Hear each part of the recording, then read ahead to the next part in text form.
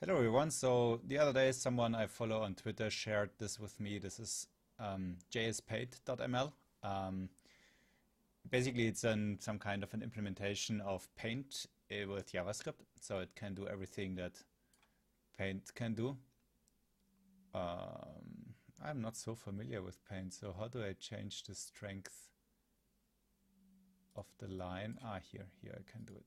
So like this.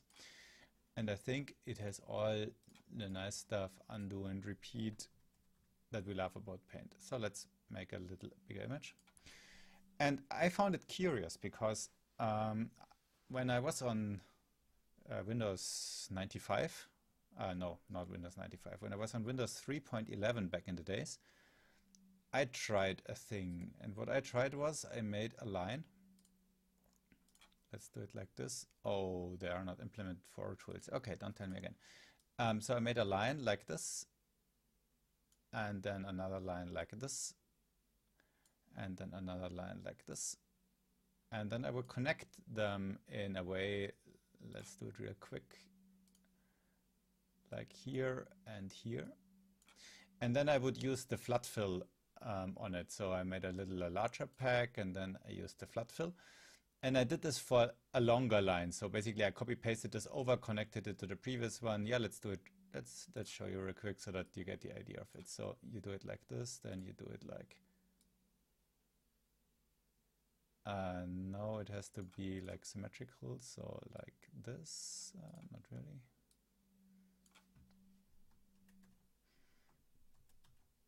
Exactly. And then so and so, and then repeat the entire process until I get a very, very long connected line. And then I would use Floodfill, and what on Windows 3.11 it would do, the Floodfill, you could actually watch it. The CPU was so slow that you could watch the Floodfill quite fast, actually, but faster than my mouse is moving right now, but at a watchable, observable speed of doing this. So, and then later I got a better computer, I got Windows 95, and the filling was done much faster. And later again, when we arrived at the time where they pushed out something like Windows Millennium Edition, I tried this on Paint with Windows Millennium Edition. And the effect was, if I remember correctly, yeah, it was Millennium Edition. The effect was that the operating system crashed. So basically, if you did this, like a Floodfill with a color, like let's say red, here on Windows Millennium Edition with Paint, then you would crash the operating system. Later they improved it. Currently it does no longer crash the operating system if you do this for like a really long line, and let me show you what I mean. So let's do File, Open, and I prepared something here on the desktop. It's called Grade because it looks a little bit like an infraction grade. We do not want to save this. So what you see here is what I'm demonstrating. Let's use the magnification glass.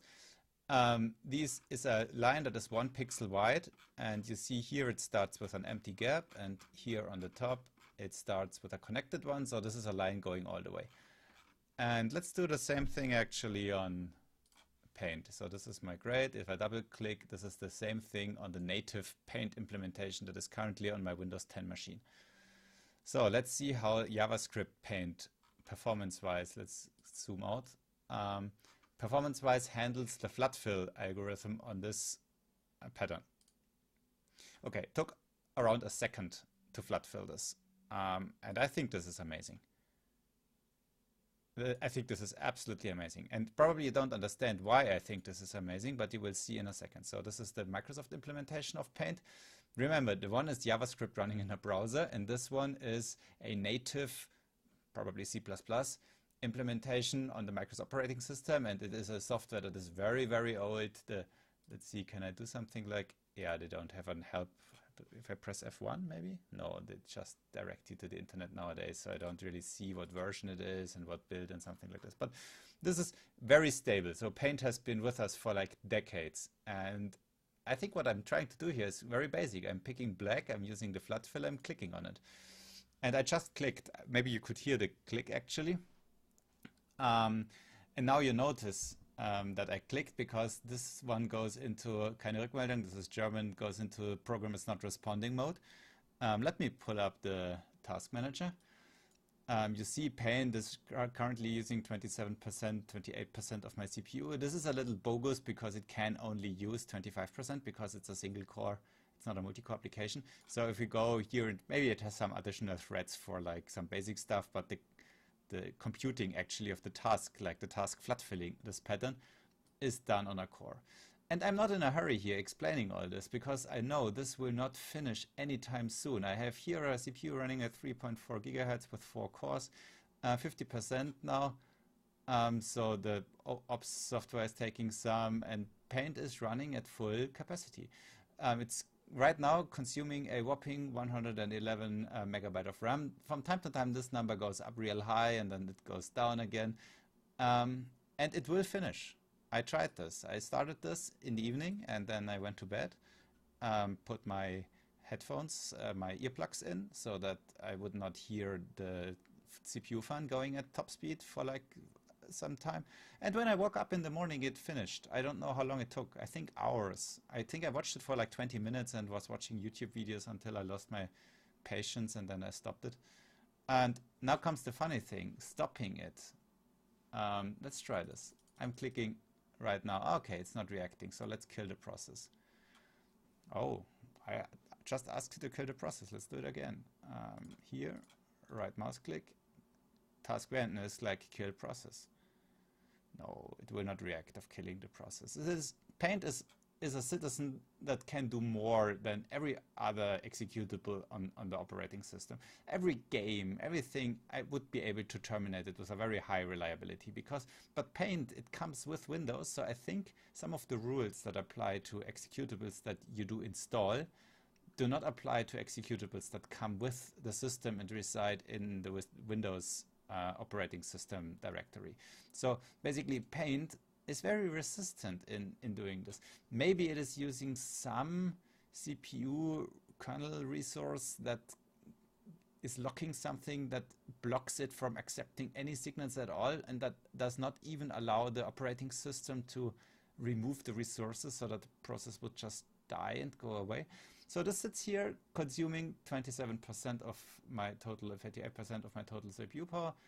I cannot end it, and what it is doing is trying to fill this line.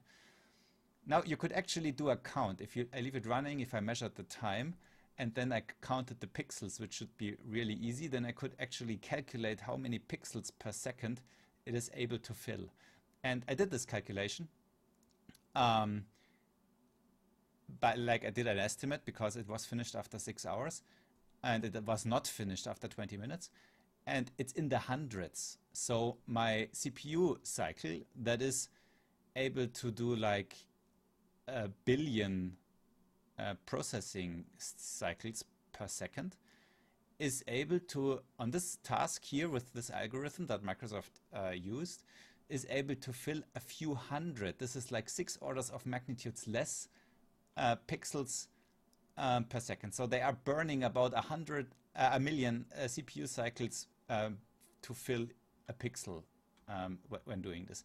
This sounds to me like an algorithm that is very not optimal. And I googled a little bit about flood filling algorithms and how it's typically done, and there are a lot of papers. So I must say, probably this guy did the same stuff, and then he picked an algorithm that is really good. And I must say, kudos to the guy who implemented the Floodfill algorithm for jspaint.ml, because this thing is just a beauty compared to the Microsoft implementation. Thank you very much for watching. I hope you find stuff like this as interesting as I do, and have a nice day.